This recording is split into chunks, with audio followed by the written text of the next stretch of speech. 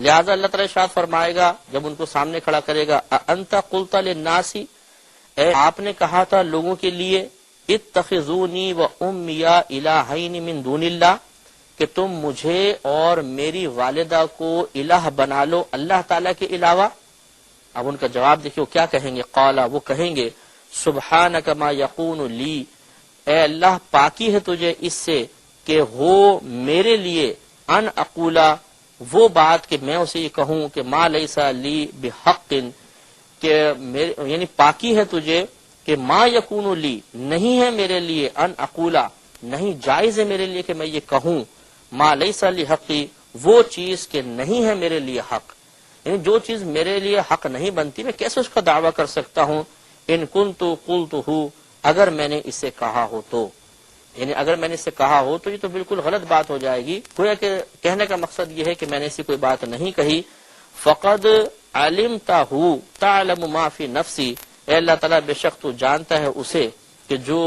میرے قلب میں ہے میرے دل میں ہے، تو اس ان تمام باتوں کو جانتا ہے۔ ولا اعلم ما فی نفسک، اور اے اللہ میں نہیں جانتا جو تیرے ارادے میں ہے۔ انک انت علام الغیوب، بے شک تو تمام غیوبوں کا بہت جاننے والا ہے۔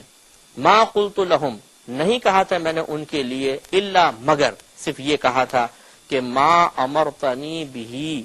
نہیں حکم دیا تھا تو نہیں حکم دیا ہے تو نے مجھے اس چیز کا، ان اعبد اللہ، یعنی تو نے مجھے حکم، مگر جو تو نے حکم دیا مجھے اس چیز کا میں نے اتنی بات ان کو کہی تھی، اس کے علاوہ نہیں کہی تھی، اور وہ حکم کیا تھا کہ ان اعبد اللہ، کہ تم عبادت کرو اللہ تعالیٰ کی، ربی و ربکم، جو میرا رب ہے اور تمہارا رب ہے، وکنت علیہم شہیدا، اور اے اللہ تو اس پر ان لوگوں پر گواہ بھی تھا، ما دمت فیہم، جب تک میں ان کے درمیان رہا، فلما توفیتنی، پھر جب تو نے وفات دی مجھے، کنت انت رقیب علیہم، تو تو اس وقت بھی ان پر نگہبان تھا، وانت علی کل شیء شہید، اور بے شک تو ہر شے پر گواہ ہے۔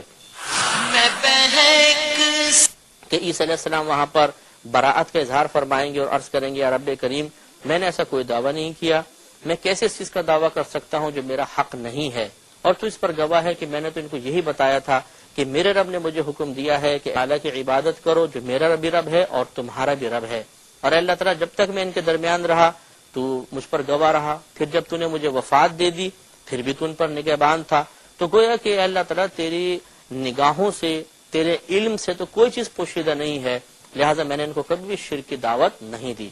خلاصہ کلام یہی نکلا کہ وہ لوگ باقاعدہ اس بات کا دعویٰ کرتے تھے، اور اب بھی بہت سے لوگ کرتے ہیں، کہ عیسیٰ علیہ السلام بھی خدا الہ تھے۔ اللہ تعالیٰ نے اس کا رد فرمایا، تو معلوم یہ ہوا کہ اگر یہ دعویٰ کیا جائے، کوئی یہ دعویٰ کرتا ہے کہ اللہ کے علاوہ بھی کوئی الہ ہے، چاہے اس کو عبادت کے لائق نہ سمجھے، وہ بھی مشرکین میں داخل ہو جائے گا۔